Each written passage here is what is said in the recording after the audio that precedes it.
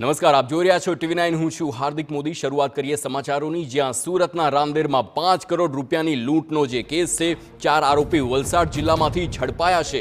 LCB અને SOGની ટીમે આરોપીને દબોચ્યા। આરોપી પાસેથી લૂંટનો મુદ્દામાલ જપ્ત કરવામાં આવ્યો। બ્લેક મનીને વ્હાઇટ કરાવવાના ચક્કરમાં ધંધાર્થી લૂંટાયો હતો। 4 લોકોએ 5 કરોડની લૂંટ કરી હતી। ફરિયાદીએ મુંબઈના એક વ્યક્તિ સાથે ચર્ચા કરી હતી અને બ્લેક મનીને વ્હાઇટ કરી આપવા ચર્ચા કરવામાં આવી હતી।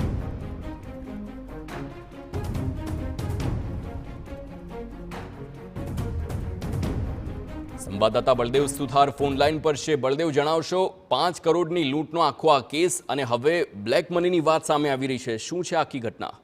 જે રીતે સુરતની અંદર બપોરના સમયે રાંદેર વિસ્તારની અંદર જે 5 કરોડ રોકડા અને જે લૂંટની જે ઘટના બની હતી તેની અંદર જે લૂંટ થતાની સાથે જે ફરિયાદે પોલીસનો કોન્ટેક્ટ કર્યો હતો અને તાત્કાલિક સુરત ક્રાઇમ બ્રાન્ચ અલગ અલગ ટીમો પહોંચી ગઈ હતી અને ત્યાં દ્વારા જે સીસીટીવીના આધારે જે તપાસ કરતા ત્યારે ખ્યાલ આવ્યો હતો કે એક ઇનોવાની અંદર 4 જેટલા ઇસમો આવે છે અને આજે 5 કરોડ રોકડ રકમની જે લૂંટ કરી અને ફરાર થઈ જાય છે તેના આધારે જે પોલીસે જે નાકાબંધી માટેનો જે મેસેજ મોકલ્યો હતો ને તે દરમિયાન જે આ જે આરોપીઓ છે તે મુંબઈ તરફ જઈ રહ્યા હોવાને જે મેસેજ મળ્યા હતા અને ત્યારે વલસાડ જે પોલીસ દ્વારા અને વલસાડ LCB અને સુરત ક્રાઇમ બ્રાન્ચની પોલીસની સંયુક્ત ઓપરેશન આધારે આ જે 4 આરોપીઓ છે તેમને વલસાડ પાલડી નજીકથી જે પકડી પાડવામાં આવ્યા છે અને જે 5 કરોડનો જે મુદ્દામાલ હતો તમામે તમામ જે મુદ્દામાલ છે તે પણ પોલીસે જે રિકવર કર્યો છે અને હાલમાં તો સુરત ક્રાઇમ બ્રાન્ચ પોલીસે જે વલસાડથી આ 4 આરોપીઓને જે અટકાયત કરી અને સુરત ખાતે લાવવા માટેની જે કામગીરી છે તે હાથ ધરવામાં આવી છે અને સાથે સાથે 5 કરોડ જે રકમ હતી તેને લાવવાની પણ જે તજવીજ હાથ ધરી છે।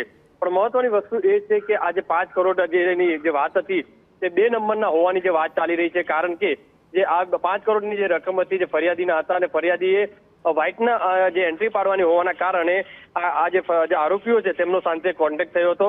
ત્યારે જોવાનું રહ્યું કે હવે ઇન્કમટેક્સ વિભાગ તરફથી આખા મામલાની અંદર કઈ રીતે તપાસ કરે છે અને આ 5 કરોડ રૂપિયા ક્યાંથી આવ્યા હતા અને કોને મોકલવાના હતા, તમામ બાબતોને લઈને જો તપાસ કરે તો અનેક રહસ્યો બહાર આવી શકે છે। જી બિલકુલ બળદેવ, સમગ્ર માહિતી બદલ આભાર। તો હવે આખી ઘટનામાં ઇન્કમટેક્સ પણ વચ્ચે હસ્તક્ષેપ કરે તેવી શક્યતા છે, કારણ કે વાત બ્લેક મનીની આવી છે।